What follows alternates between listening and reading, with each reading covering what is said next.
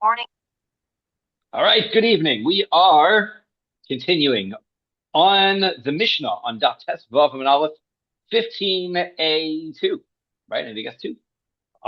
Mishnah, middle of the page. Hatoda mefagelas es halechem. So we know that a korban toda is basically a shlamim, right? There are various types of shlamim, right? The Rambam tells us there is essentially three types of individual shlamim, and then there's a community shlamim, right? One type of community shlamim. Individuals can bring a shlamim as a regular shlamim donation, right? Which, we can also make a korban pesach into a shlamim as well, regular korban shlamim. We have a korban toda, right? Then we have, which is this kind of a shlamim as well. We have the shlamim ram, which comes with nazirus, right? At the end of nazirus, there's a shlamim offering that's brought at that point. And then we have a community. The only community shlamim that exists is the shtei halechem, the two sheep that we've been talking about sacrificing and then having two loaves of bread that come along with it. Otherwise, right, that's basically how a shlamim works, right? So those are our shlamim. In the korban toda, when the shlamim is brought, there are 40 loaves that are brought together with this korban shlamim. So if somebody has pigul intent while they're doing the animal part of this korban shlamim, so then it's mifageles es halechem.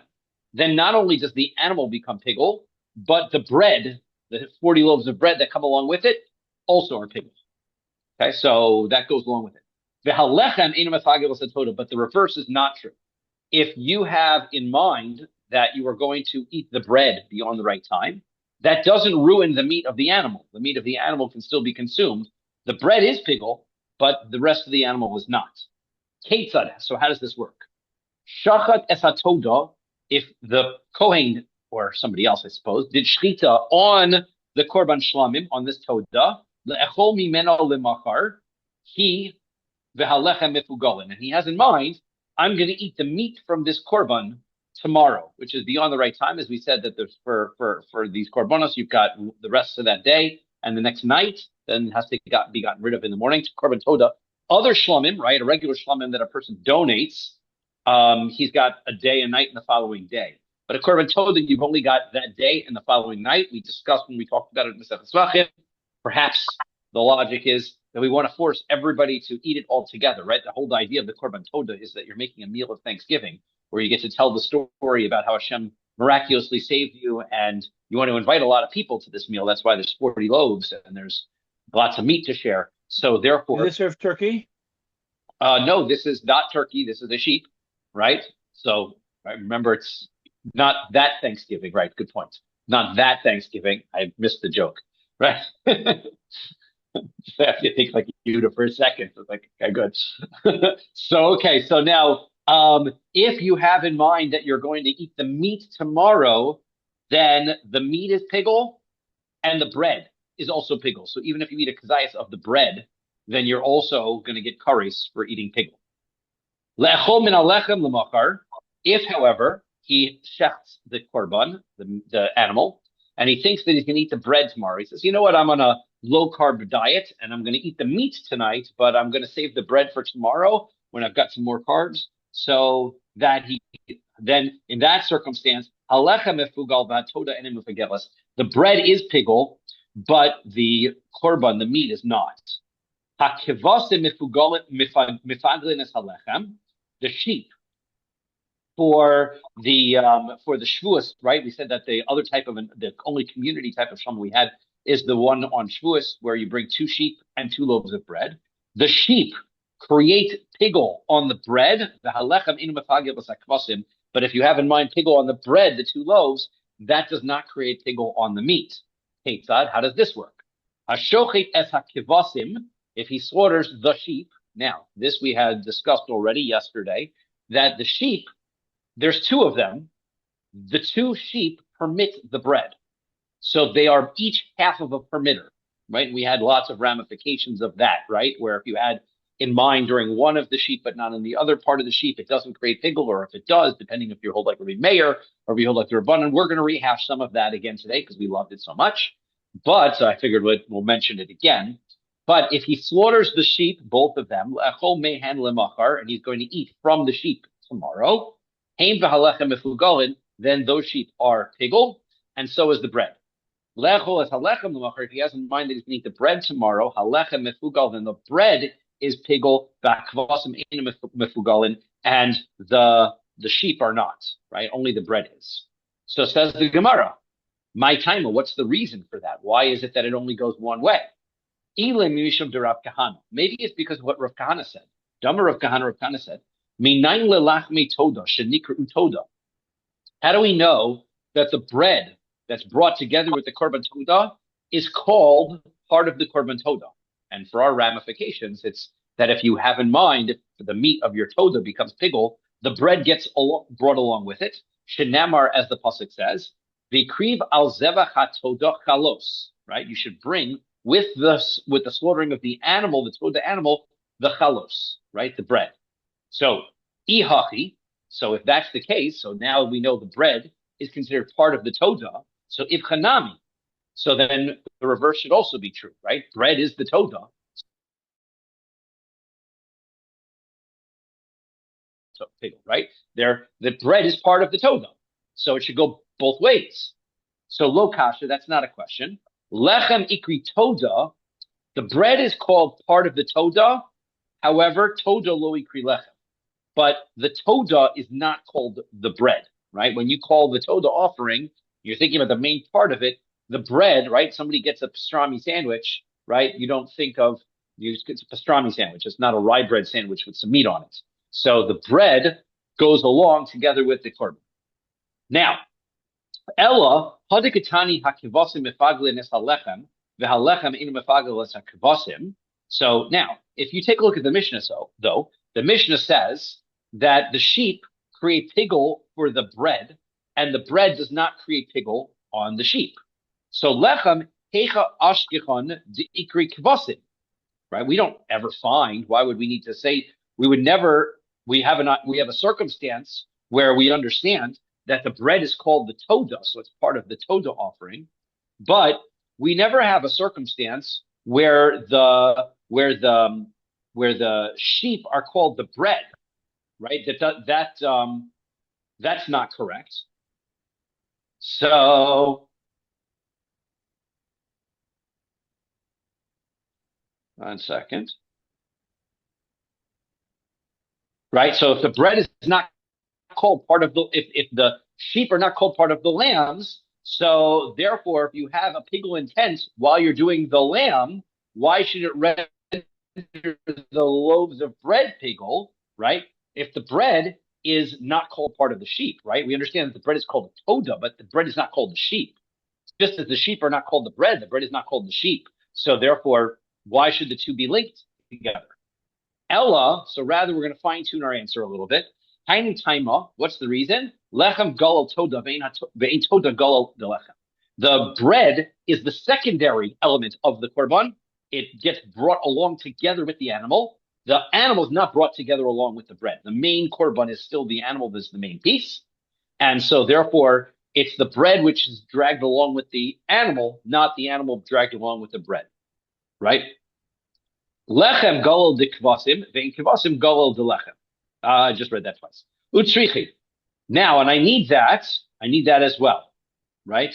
Sorry, that's the second part of that. The second part of it, so that's should clarify, right? The Mishnah has two sections, right? The Mishnah has two sections. The Mishnah talks about the korban todah and its bread. So where we see that the bread is called part of the korban todah, we never see, and we see that the todah is not called bread.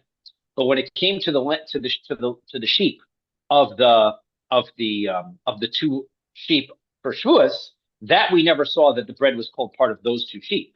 So therefore, that wouldn't work for the sheep part of the Mishnah. It only works for the first part of the Mishnah, not the second. So now we're suggesting that always the bread is always the secondary part of the korban. So therefore, it's consistent. The bread of the todah is always the secondary portion compared to the animal, and the bread for the korban of Shavuos, the shtei lechem, is the secondary element of the korban brought on Shavuos. Okay, utsrichi. So now I've got two cases. Oh. Did I just lose everybody? No, I just must have hit the thing. Sorry. Okay, so also my screen went blank, my Zoom. Got minimized, but we're good. I must have hit something. Utsrichi. Now I need both of those circumstances. because the Iyashma Inan Toda, if I would have learned this rule by the Korban Toda, by Korban Toda, who dechi mefaga belechem lo mefaga betoda, maybe I would think that there, if you have pigul intent by the bread, it doesn't ruin the sheep. Why? Mishum de lo huzkiku zel lazeh bitnufa, because when we bring the sheep together with the 2 loaves of bread on Shavuos, we have to take the 2 loaves of bread and the chaza and shok, the parts that are given to the Kohen to eat, and we make like a whole, like we put them all together, and the Kohen waves this korban together, front, back, up, down, right, all around in all the directions, kind of like the way we wave the lulav, right, in all the directions. And you have to put the loaves of bread together with the meat and wave it, right? However, so therefore, I might say the toda, right? The bread is not essential because by the korban toda, we don't wave the bread together in that way. However, when it comes to the sheep as part of the sheep offering of Shavuos, we put it together and we wave it. So therefore, I might have thought the bread is an integral part of the korban, and if you had in mind to make pigul on the bread, it would affect the sheep. So so I would have thought that if you do make the pigul intent on the bread, it's also going to ruin the sheep. So I need both cases. Now, doesn't quite answer why it is that we don't go the other way. Once you tell me about the 2 sheep, why doesn't that automatically tell me that that's the case by the korban toda? And Rashi addresses that point. Right? Rashi says that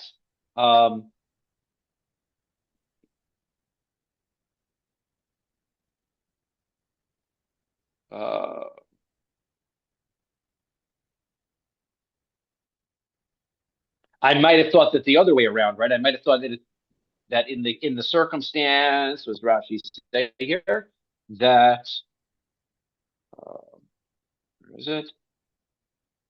Trying to find this Rashi, right? Who adin itana kvasim havamina hosam ki mefagei kvasim mefagei chalos. I would have thought that maybe it's only by the case of the korban by the kvasim that I can make a distinction between the two, but not by the total. I'm not quite sure I understand what point Rashi's trying to make there, but I have both of those cases. At least I had learned it sort of as a lozu apsu, that the Mishnah gives us the lenient case and then adds on the stringent case. I think Rashi tells us there's more significance to it there. I'm just not quite understanding the idea of exactly what Rashi's hitting us with as why it is I need the first case. But it's also a question that in reality, the korban toda, we also take one of the loaves of each of the types of bread and we wave it together also. So that begs the question: how do you make this distinction? One of them we wave and one of them we don't. We actually do wave the korban toda, and the answer there, I think it's the Brisker Rav has a idea that there's a conceptual difference between the types of wavings between the two. Again, another topic I saw, but I don't quite understand exactly how the idea is conceptually different. The waving of the kvasim of Shavuos is a emphasis of the unity of the two parts of the korban, whereas the waving of those loaves is maybe part of the gift to the Kohen, one element of the korban, but it's not the same type of waving, even though we will see that there is a waving. So if you have in mind, wait a second, I thought you don't wave the korban toda. We do, but it's not. Apparently, there's some kind of difference between the connectivity of the bread to the offering. So okay. Rabbi Lazar may Rav. So Rabbi Lazar asks Rav the following question: Hashtochi esatoda lecho kazayis min mena umi lachma. Okay, now based on this idea, the bread doesn't affect the meat. The meat affects the bread. What if the person, the Kohen, makes the shechita and he has in mind he's going to eat half a kazayis of the meat and half a kazayis of the bread? So lemachar, and he's going to do that. He's going to eat that tomorrow. Mahu le'afluge toda lefgule. Does that make pigul? Right? Does that have any impact? You have half a kazayis of the meat plus half a kazayis of the bread. Now, toda lo mi boili. The animal is not a question, right? Because the animal won't become pigul unless you do a full kazayis of the animal. That's not the question. Hashta kulo milachma lo mi pauga mimena umilachma mi boy. If, right? So as far as if I would have had an intent on all of the bread, right? If I had a full intent on the bread, that wouldn't have impacted the animal. So now that I've only half an impact, half of a bread, for sure that's not going to create an impact. My question is, if gule lechem, right? Does the bread become pigul in this case? Mi mitzarfa toda leif gule lechem olo. Does the half? If I had in mind to make the bread pigul, that would have been effective. So now I have a half intent for the bread, but I'm adding the half intent for the meat. So now does that combine together? Because one could look at it like this. The meat is a stronger pigul intent because it would even ruin the meat. So do I say that if I would have had full kazayas of bread, that would have made the bread pigul? So now that I've got half a kazayas of bread, but I also have half kazayas of meat, that for sure should combine. Or do I look at it and say, yeah, but it's two halves of two different things. They can't combine together. You can't combine the meat and the bread. Those are two different entities. So you have no full kazayas entity to make pigul. So those are two different ways to look at it. So Amar Le, so he answered, Rav answers back, that the bread there is also pigul. Now, you're going to combine it together because but the animal wouldn't be toda in that circumstance. Ve'amai, why should that be? Lema kal v'chomer. I can show you a kal v'chomer, and that kal v'chomer says like this. Maha mifagel ein mispagel, right? If the meat, which actually has the impact of creating pigul, it itself, the meat does not become pigul, in this case where he had half of because of the meat and half of the bread. Habolifagel, velo pigel, the bread which tries to make the pigul on the meat cannot. Einodin shelo yispagel, for sure it can't become pigul. Now this is a interesting kal v'chomer. The other time that this language in a Gemara is used is in Meseches Makos. And it's always we used to read it in Meseches Makos, where we had I want to say it's Daf Beis or so, where we talk about the logic, if you recall, since people do Meseches Makos often, the logic behind why it is that somebody would testify about a Kohen that he's a halal, right? That he is not a non-Kohen, right? Why his testimony, he can't be punished for that testimony because he doesn't actually make that. So anyway, it's a Gemara that this same Kal V'chomer. So it's actually very interesting because I can't think of another Gemara that uses this same language. And I know that I always struggle with that Gemara in Maseches Makos. I think I understand it better having read this Gemara because you see the same kind of Kal V'chomer here. The thing that does work, right, can create pigul. It itself doesn't become pigul. Something that does not become pigul, for sure, it can't make something else pigul. I'm reading kal v'chomer. Do we make such a kal v'chomer acceptable? We learn our brayso. Ma'aseh be'echad. There was a story once of a fellow shezora karmo shel chavero, smodar. Right. What he did was he got up and he decided we're on Test Vavam Beis, and he wanted to plant in his friend's vineyard wheat. And now if he plants this crop in his friend's garden, I guess it wasn't wheat. Let's say he plants some unidentified item. He planted something, because I know the next word it's not wheat. He plants something into his friend's vineyard.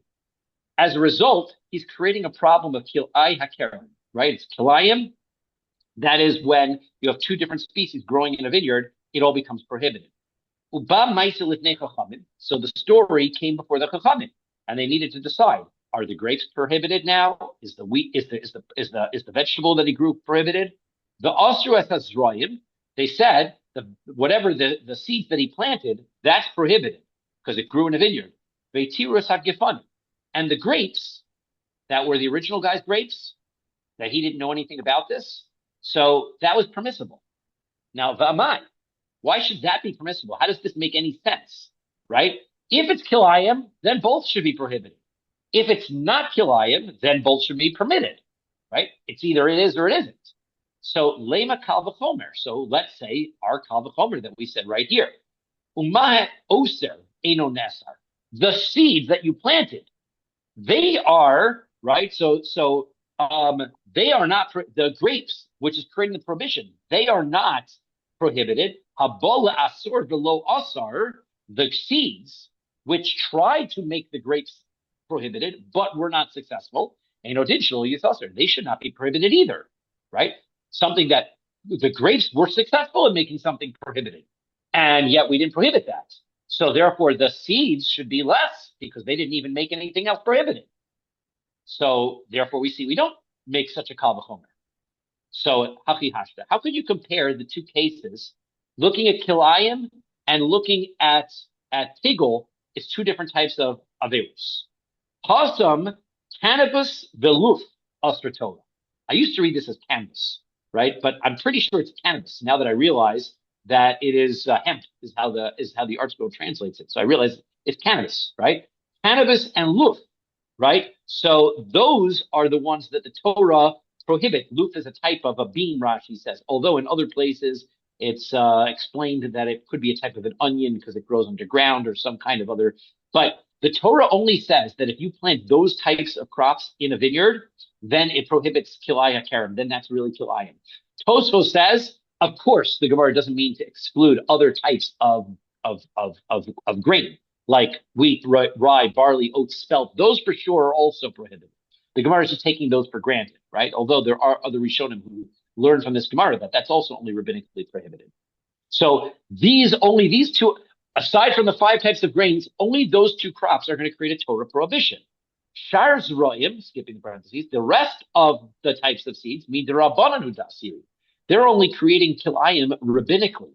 So now that means that when this guy runs up, and I don't know what he planted, let's say he planted carrots in this vineyard. So the prohibition is only rabbinic. Therefore, haida of isura kansuha rabbanan, the guy who intentionally tried to ruin his friend's vineyard, they punished him. And they said, your carrots are prohibited now. Hi, the law of isura, the guy with the grapes, he didn't know anything about it. So therefore, lo kansuha rabbanan, the rabbis didn't punish him. So therefore, it wasn't prohibited. So you're trying to draw a connection between pickle and the kilayim. Don't do that, because the kilayim is completely a rabbinic prohibition altogether. It's not in the same sort of a category. So,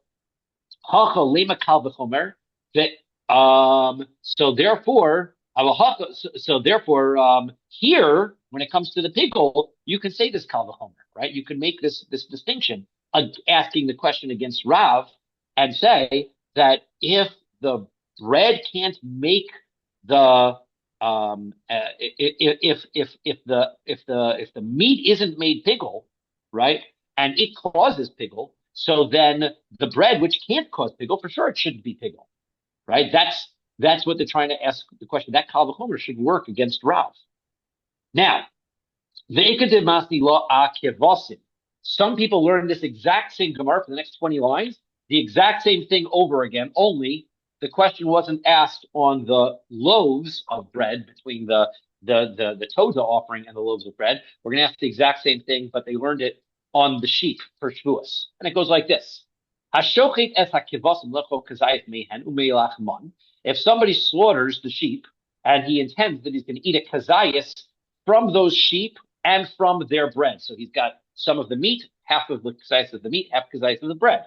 Mahu le'gule. So can it make pigul? Kivasim lo kamivoili. I'm not asking about whether it would make the meat of the sheep pigul. Hashta kulo melechem lo mefagli mehen umelachmon. Sorry, lo mefagli. If you would have had in mind just on the bread, the Mishnah makes it clear that's not pigul, despite the fact that you have a whole kazayas of it, because bread doesn't make pigul on the meat. Mehen umelachmon miboy. Why would I presume that if all you had intent was half a kazayas of the meat and half a kazayas of the bread, for sure that shouldn't make pigul, right? That isn't a question.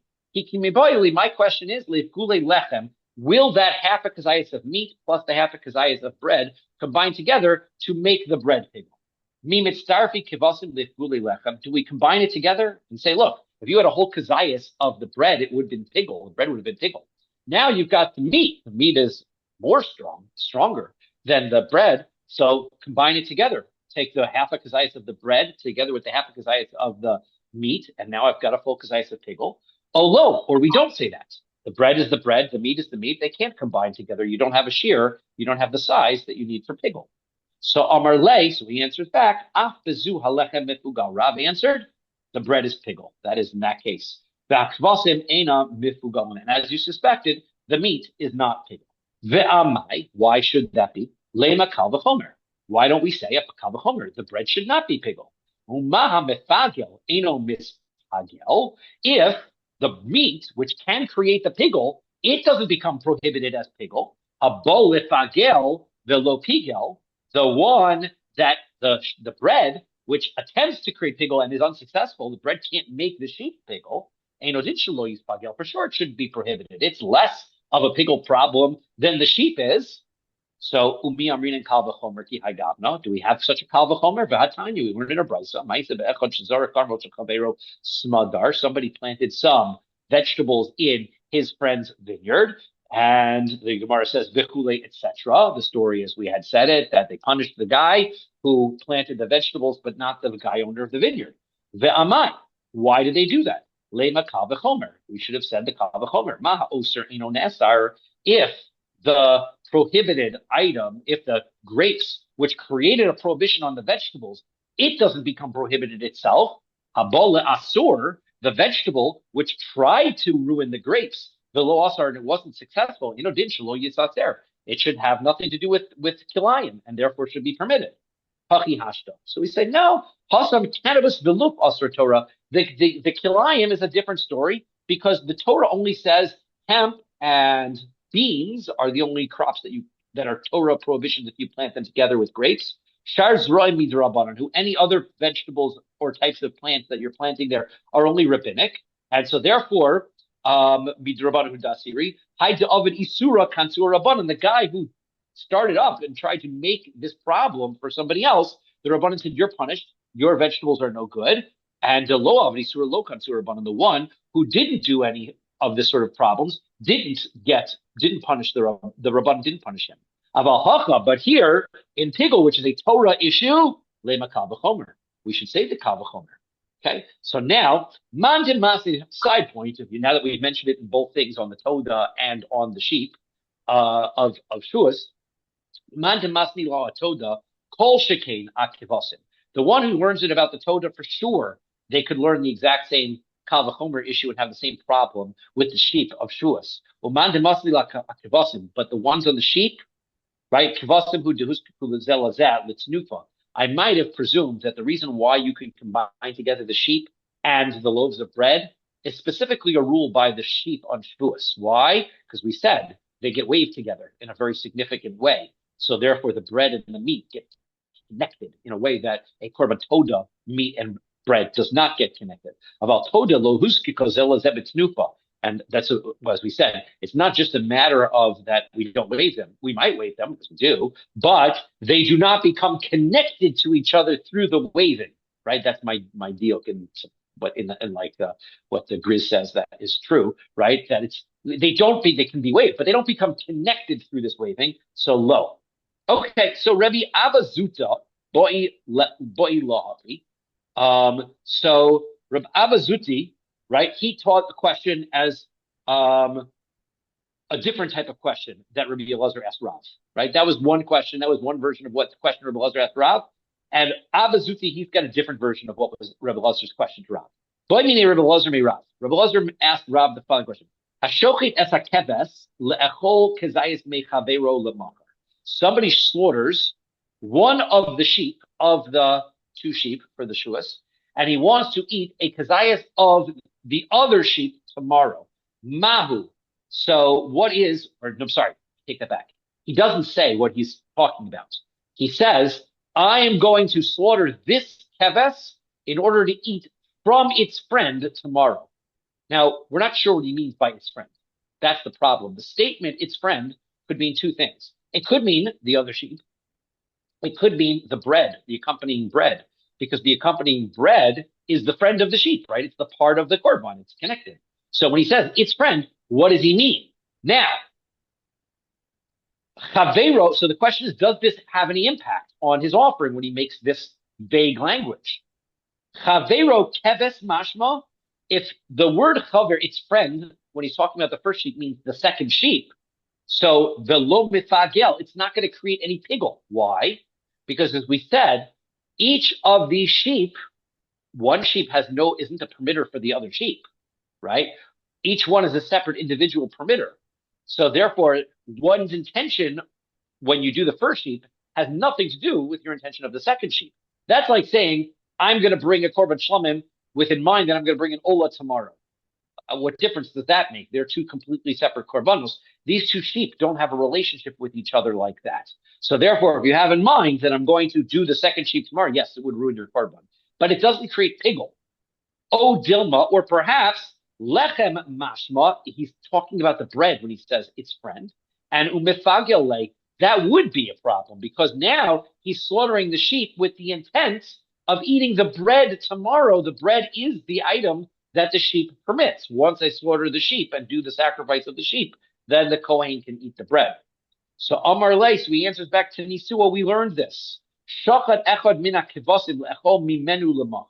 If he slaughters from one of the sheep in order to eat from it tomorrow, who pigol v'chavero kosher, then that sheep, because that sheep is related to itself. If he has in mind, I'm going to slaughter this sheep in order to eat from this sheep tomorrow, that is pigol, right? But if he has in mind, I'm going to say I'm going to eat from the other sheep, that's meaningless. The other one is fine. If he says he's going to eat from its friend tomorrow, then both of the sheep are fine. Because he didn't ruin this sheep because he didn't have pigul intent on the sheep. He can't ruin the other sheep with his pigul intent because that's irrelevant. You can't have pigul intent from one korban to one animal to the other. So Alma, so from that you can derive chavero keves mashma. That when he says the word chavero, its friend, he means the other sheep.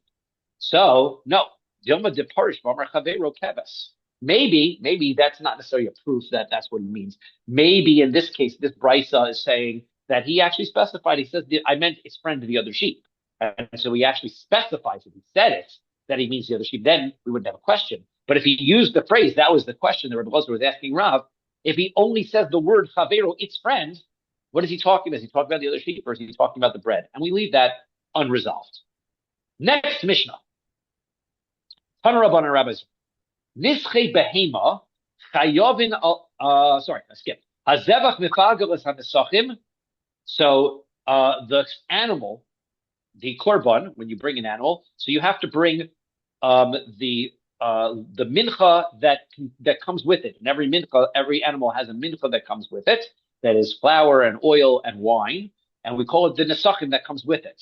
Right? If I have in mind some kind of pigul on the animal, so then the mincha and the wine that comes with it is also pigul. So if I drink the wine that was supposed to be brought, I'm drinking pigul and I'm in chayav karas.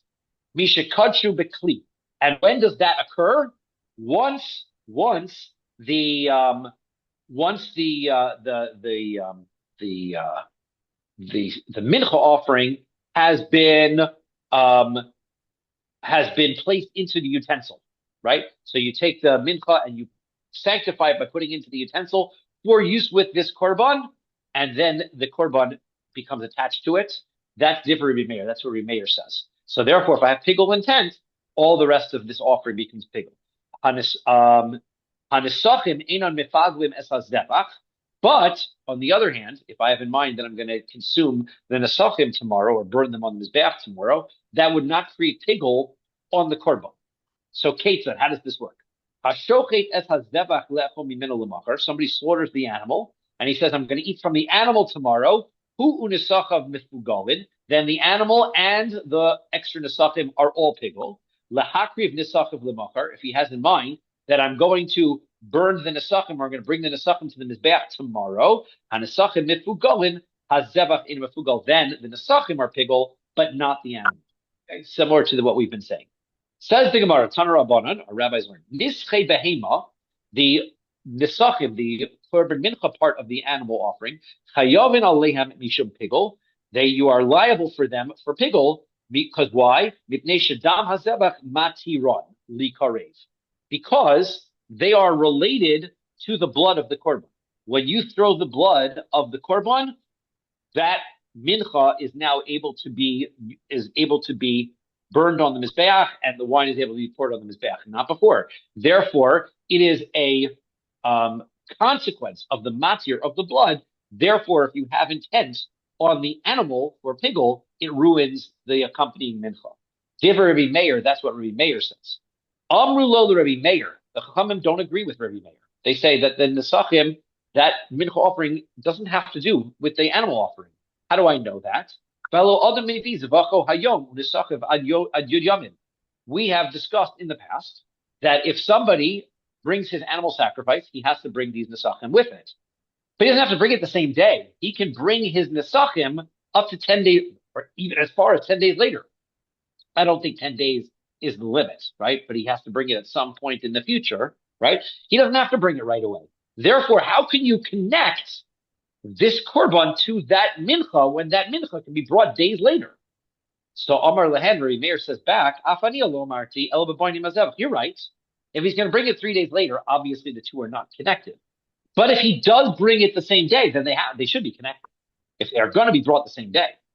Amar Le, so they said that Amrulai, they said to him, Amrulo, right? That's what it is, Amrulo. They said to him, Efshar lishanoso lezevach acher. Not necessarily so. Because you could, even once this offering, even on today, I could change this mincha to another animal's offering. It's not necessarily connected to this animal. I could still switch it over and bring it to a different animal. So therefore, as long as this mincha is not connected to the original animal, I can't say that the pigal intent of the animal is going to ruin the mincha. Because I could switch it over. I could just flip this. I could bring a different korban and say this mincha is attached to that animal instead. So therefore, this mincha shouldn't be affected by intent on the animal. That's what the Chachamim say to Rabbi Meir.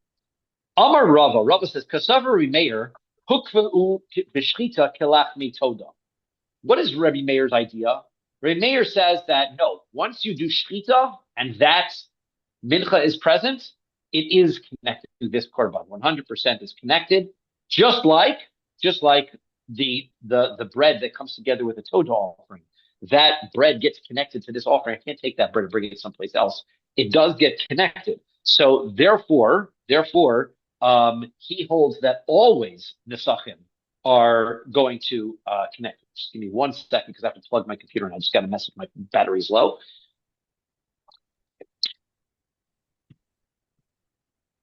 There we go.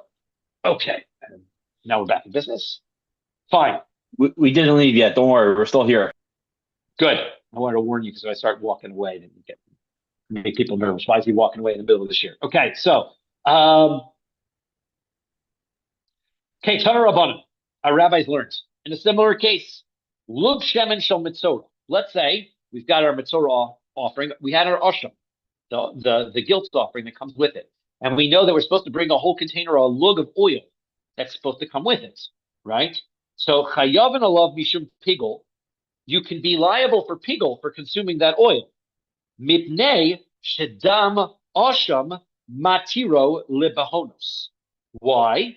Because the blood of the osham offering is what permits to allow it to be used onto the thumbs and fingers. We said you have to place the lug of oil onto the ear, the thumb, the toe of this person. That oil becomes acceptable to do that service only once you've already thrown the blood of the asham. Divrei Meir, that's what Rabbi Meir says. So they're linked together. So if I have pigal intent during the asham, I ruin my lug of oil. Amru lo the Rabbi Meir, the Chacham says to Rabbi Meir, v'halo adam maybe ashmo hayom, ve'log logo mikanvad yud yom. We said also you don't have to bring the lug of oil that same day. We said you could bring it many days later. So therefore, same thing, right? You could have the lug of oil many days later. Amar lehen. So he said back to them, Afani lo amarti l'baboy masham. You're right. I'm always talking about if you happen to bring the lug today with the asham, then they're connected. Amrullah, they said to him, Efshar l'shanoso l'asham acher. Yeah, but what if there's somebody else here and he is a mitzorah and he is having his day and he doesn't have any oil, so they decide to give the oil to the other guy? He could do that. So you could switch this oil to another korban. So this oil is not connected to this korban necessarily. Amar Rava says, Kasav Meir, hukvu b'shchita kelach mitoda. Meir says, no. Once you do the shchita on the asham, that oil is connected to this asham and you can't switch it over. So that's the issue. How connected is this oil? Next, test Dayanam. I said, once you get into the, like doing little snippets, one mission or another, even though the topics could still be pigal and a little confusing, still a little easier to be able to hold your head and go, take a breath and think, okay, next pigal issue. Says the next Mishnah. Pigal bekomitz, v'lo belavona. Okay, let's say we had talked, and some of these Mishnahs we've already talked about a little bit, so it makes it a little simpler too, right? We talked about having a pigal intent during the kemitza, but not during the levona. During a mincha, there's 2 steps to most mincha offerings. That is the kemitza taking a scoop from the bread, and then there's taking the handful of the levona. Each of those have to be burned on the mizbeach. It's supposed to be burned on the mizbeach. Once they are burned on the mizbeach, you can eat the remnants. They are both matirin. They're two parts of the matir, right? You have to do both things in order to eat the bread. So let's say you have pigul intent during the kemitza, but not during the levona. The levona velo komets. You have a pigul intent during the levona, but not for the kemitza. Rabbi Meir Omer pigul v'chayov and levkaris. Rabbi Meir says that is pigul, and you're still chayav. Why? Because as we had discussed earlier, Rabbi Meir holds that a chatzi matir, if you only have pigul intent during half of the permitter, it's still pigul. So even though there's a two-step process for this permission to eat the rest of the korban, once you have illegal intent during one of those two, so that is going to be pigul anyway. That's Rabbi Meir's opinion. And the Chachamim, of course, Chachamim ein bo kares ad sheyafagel bechol hamatir. Rabbi Meir says, no, the Chacham say, it's not pigul, there's no kares until you've done all of it. But as we've discussed, the Chacham say neither rabbanon, right, rabbinically, you are not going to be able to consume it either. Why? Right? Because you might confuse it, if you only do the levona, you might confuse it with the by the lechem apanim on the shulchan where there's only frankincense, or the minchas kote where there's only the flour, no oil and no frankincense to confuse it with. So since there are offerings that just one or the other would be all of the matir you'd need, the Chacham said, okay, it's not pigul, but it's rabbinically prohibited. You can't do it. Now, umodim chachamim l'Remeir. However, you know when the Chacham would agree with Remeir that it is pigul? The minchas kote uminchas knos. That when it comes to the minchas kote, the mincha offering of the sin offering, where we said it has no oil and has no frankincense, there the kemitza only has one part because there's no frankincense. So therefore, since the kemitza only has one part, if you do that one part, then they agree with Rabbi Meir. It's one part, but that's the only part, so therefore it is pigul. She'im pigul bekomet shu pigul. That if you do kemitza during the komet, during the kemitza, the handful of the flour, then that is indeed pigul. The chayavim of kares, and you're going to get kares. Shakomet hu hamatir, because the kemitza is the matir. That's the only thing that's there. There's no levona, so that's all there is. Shachat echad min hakivasim. Now back to the sheep, right? Of Shavuos, we're doing a lot with these sheep, right? If you slaughter one of the sheep, le'echol beis chalos tomorrow. So that is only one of the matirin, right? Because you have two sheep. So you have to slaughter both of the sheep in order to be able to eat the bread. So now you've done a chati matir. It's only half of the sheep. You've only done one sheep. So it's the same thing. It's half of a matir. Hiktir echad min habazichin lechol beis sedarim lemachar. Same thing. He takes one of the spoonfuls of the frankincense. There's two of them. And he says, as I'm going to do one of them, he has in mind the pigul, in order to consume both stacks of the lechem apanim tomorrow. Well, that's only half of the matir, because he has to burn both of the frankincense spoons. So Rabbi Meir Omer pigul. Rabbi Meir says that's pigul. Why? Because it's half of the matir. And he says that's pigul. So that's fine. V'chayavim of kares, you're going to be chayav kares. The Chachamim disagree. They say ein bo kares ad sheyifaga b'chol matir. It's not pigul. Why? Because you didn't consume the entire matir. Shachat echad min hakivasim lechol mimenu l'machar. If you slaughtered one of the sheep in order to eat from it tomorrow, hu pigul v'chavero kosher. So then it is pigul, right? Because the sheep itself is its own matir. So therefore, if you have in mind when you're slaughtering the sheep that I'm going to eat the meat of this sheep tomorrow, right? The other sheep is not relevant. So it's not really half of the matir, right? The entire slaughtering of this sheep is what permits the meat of this sheep. So this sheep is prohibited. It's pigul. Now that has absolutely nothing to do with the second sheep, right? The second sheep slaughtering of the second sheep is what permits the second sheep. Therefore, the second sheep is completely fine. Lecho mechavero lemachar shneim ksher. Now, if he has pigul intent while he slaughters sheep 1, that he's going to eat meat from sheep 2, then there's no pigul on either of them. Why? Because sheep 1 slaughtering is not the permitter of sheep 2. So that's not pigul. And as far as having in mind to consume part of sheep 1 tomorrow while he's slaughtering sheep 1, that he didn't do. So he hasn't really had any pigul intent at all. So that's completely kosher and you can eat that no problem. Says the Gemara, Amar Rav. Rav says, Machlokes shenosan es hakometz b'shtika Vesal Lavona b'machshava. Okay, here's the machlokas. The machlokas is he starts off and he says nothing when he does the kmitza. The kmitza is presumed to be the first stage, although it doesn't have to be, right? You don't necessarily have to go in the right order, but it was generally done. You did the kmitza of the bread first, and then you burned the levona. So when he does the kmitza, he doesn't say anything. So therefore, if he's quiet, we've learned that that's fine, right? It's going to be fine. Then afterwards, he does the levona and he has in mind pigel. So that's where the argument between Rabbi Meir and the Chachamim is. That's what Rav says.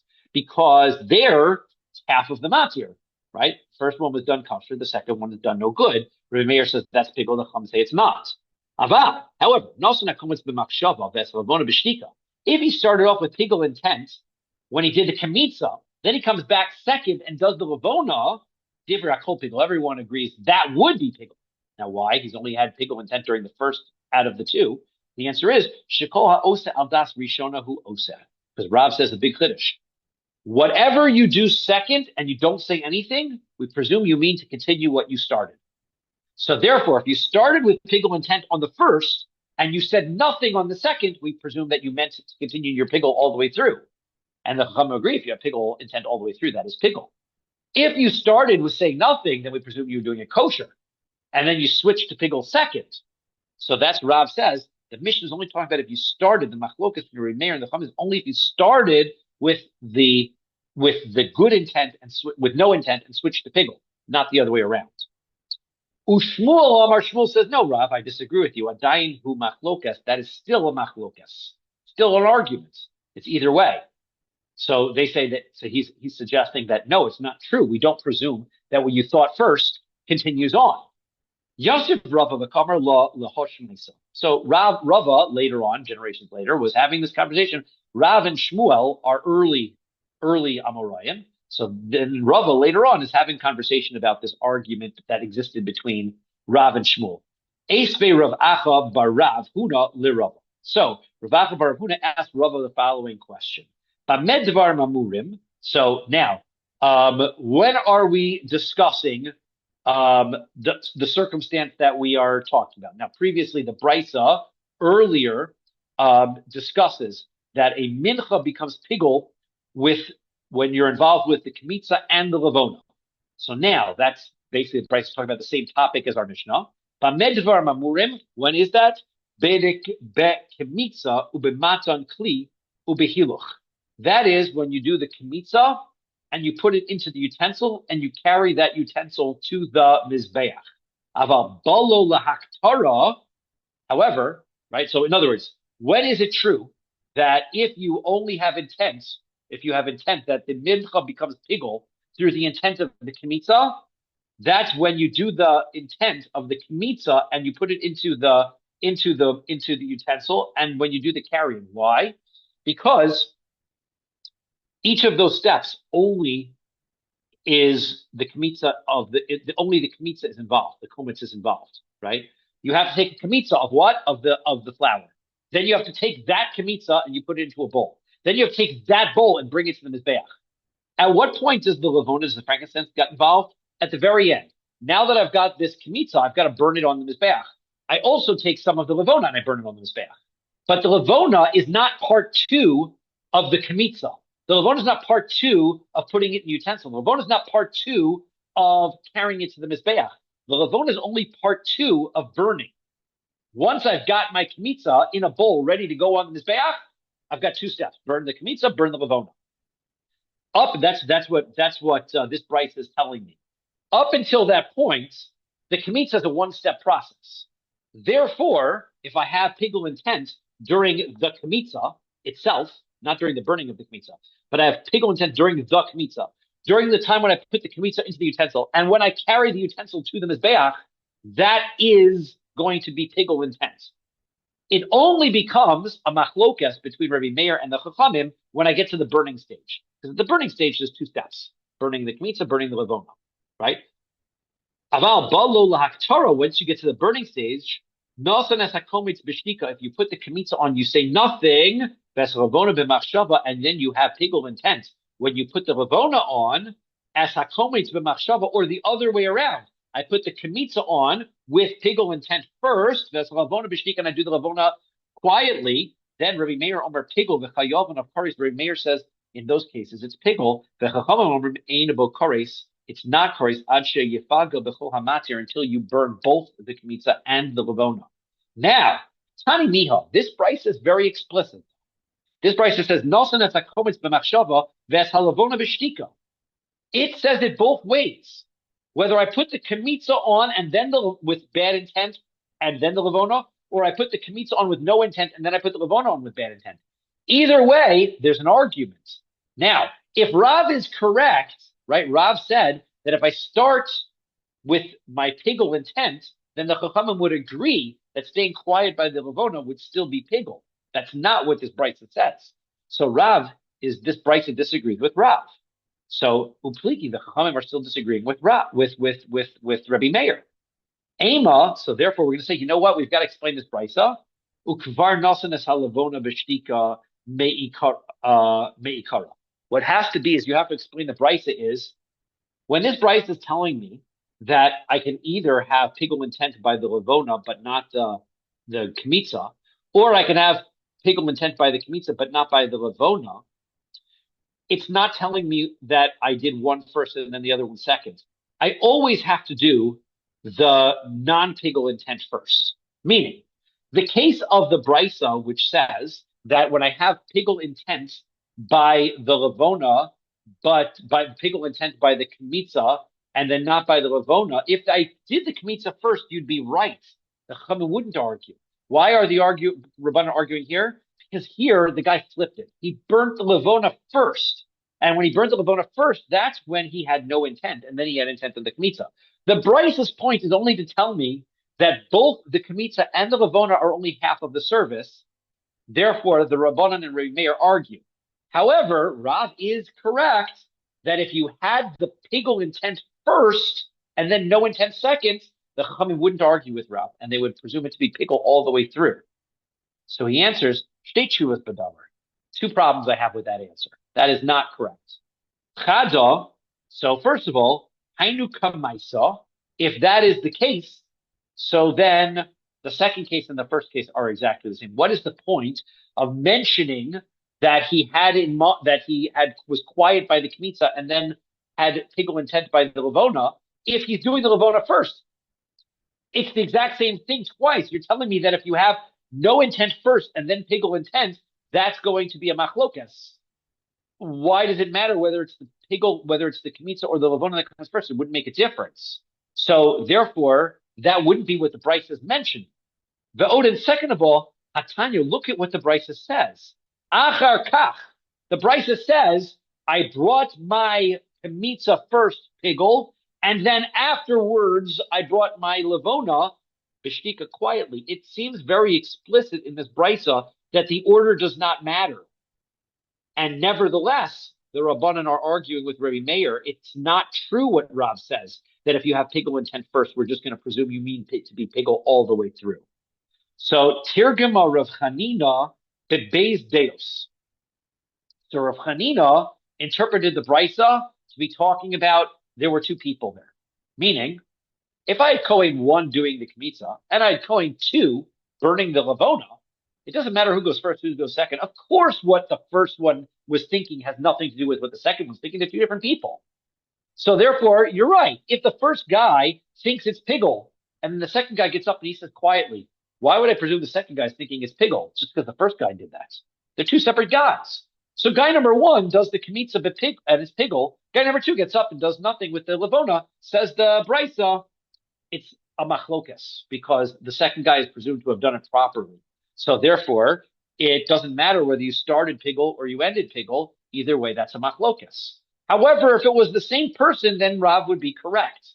If it was the same person, then what you started thinking, you would be presumed to be continuing to think throughout. Now, let's bring a question again on Rav. Is this correct that when you start thinking about, that's what you finish thinking about? So Toshma, come listen. Bamidvar mamurit bedamim hanisonim al mizbeach hachitzon. Right? However, now this is true. This idea that if that when do we stay When do we say that beyond that we had mentioned that if you think pigul thoughts during the application of a chatos, it creates pigul? That's because the application, there's only one blood application that's required by a chatos, as we had learned, right? One, machlokas, Hillel and Shammai, whether you needed one or whether you needed two. The regular case of a chatos, only one is necessary. However, by the chatos apnimi, inside the Beis Hamikdash, inside the Heichal, this is a Gemara that we will have remembered from Zvachim. Inside the Beis Hamikdash, Kigon Mem Gimel Yom Kippurim, there we apply the blood 43 times inside, right? Because we had talked about doing 1 up and 7 down for 2 different animals inside the Kodesh HaKodashim, which brings us to 16. Then they went outside before the Parochas and did another 1 up, 7 down on each of the 2 animals, another 16, which brought us to 32. Then they mixed the blood together, did 7 more applications on the golden Mizbeach, and then they applied it on the 4 quarters, which is another 11. So 32 plus 11 brings us to 43. V'achatisrei shel har kohen mashuach. The kohen, when he makes a mistake, brings a bull, and there we apply the blood 7 times towards the parochas, and then 4 applications on the mizbech hazav, 11 applications. V'achatis shel param davar, also similar process. By when the basin makes an error, shel tzibur, when the basin makes an error, and they have to bring a bull on the inside. Higel bein b'rishona, bein b'shniya, bein b'shlishis. You create pigul, whether in the first application, the second application, the third application. Now, this is going to be an abridged version of the Gemara that we had in Maseches Zvachim. What do you mean, part 1, part 2, part 3? So we're talking about the Kohen Mashiach's one or the Par Helam Dover of the Tzibur. But there are 3 parts, we said, to the sprinkling of the blood on Yom Kippur. The one inside the Kodesh Kodashim, the one inside the Heichal towards the Parochas, and the one on the golden Mizbeach. So if you have pigul intent during any of those 3 parts, so then it's going to become pigul according to Rabbi Meir, right? Rabbi Meir omer pigul, v'chayovim of kares. Rabbi Meir says it's pigul, and you're going to get kares. V'chomar meimbo pigul achi yipadgal b'chol matir. You have to do all of them. You have to make pigul on all of them in order for it to be pigul. Part of that sprinkling isn't going to make it pigul. Tani miha pigul bein b'rishon bein b'shniya bein b'shlishis. The point is, it doesn't matter when you did the pigul, first time, second time, or third time. Upligi, and they argue. Now, that means that if you had pigul intent the first time, and then you didn't have any intent the second or third time, so why would the Chum argue with that? Didn't we say, according to Rav, whatever you started with, you should be presumed to continue all the way through? Maybe you'll answer here, 2 separate Kohanim. Yeah, but you can't say that necessarily about 2 separate Kohanim. That's a machlokes in the Maseches Yoma. Can you have 2 different Kohanim that sprinkle the blood of these korbanos? One of the opinions says that if, let's say, a Kohen becomes disqualified or Kohen number 1 dies during the service, so the understudy Kohen takes over. If he is using the same blood, one opinion says he can just, the second Kohen comes in and just picks up where the first Kohen left off. The Kohen has to be the same Kohen all the way through. This Kohen can't pick up in the middle. He's got to start from scratch, which means that you can't have 2 Kohanim doing the service according to that opinion. So therefore, that answer that it's a different Kohen doing step 1, step 2, and step 3, can't use that answer here. Mike, remember, we're going to say. So Amar Rava answers, what are we dealing with here? What happens is that you had pigul during the first of the set of applications. You were quiet during the second, but then he said pigul again by the third. Now, this becomes fishing. The Amrinon, because we would say, if you're going to tell me that he didn't have to say pigul anymore, because once he had intent on the first one, we could presume he meant pigul all the way through. Why is he going back and saying it's pigul again by the third? The reason he must be going back and saying it's pigul again by the third is because he must not have had that intent by the second. So therefore, if he started with pigul, then he didn't say anything, then the third he says pigul again, it must be the middle one was not pigul. So mask is Rav Ashi. So Rav Ashi says, Midi Shosak Tani. It doesn't say that. That's not what the Brisa says. The Brisa says if he has intent during any of the 3, 1, 2, or 3, right? It doesn't say that he had intent during the first and third, but not second. Elam Rav Ashi, so Rav Ashi says, we're dealing with here. The cases where he had pigul intent by the first and the second, ubashlishis. and not by the third. He was quiet, because we would say, if it was true that he meant to have pigul on the whatever he started with pigul, he would continue with. Why do you go back and say it again on the second one? Must mean because when he's quiet, he means it's not pigul. Because he specifically goes out of his way to say pigul even when he doesn't need to. Test Zion base, we're almost finished. We'll stop as soon. Veha, bain Tani. But you can't answer that question, that explanation. Why? Because the Mishnah says first or second or third. It doesn't say first and second, but not third. So it doesn't say that either. So Kasha, so that's a fair question. So we don't really have the answer to that. We will pick this up. Test Zion, we'll pick up from Test Zion with Bays. We pick up Sunday. I'll be in touch whether I have to figure out what my travel schedule is, whether I will be, maybe we might be doing Zoom on Sunday morning versus I might be coming back late Sunday night. So I will, okay. So one way or the other, I'll be in touch with you, Jeff, and we'll publicize it. And which airline did you use? Air Canada. Air Canada. Nice. And it was not bad this time. I don't usually like to fly Air Canada. It's something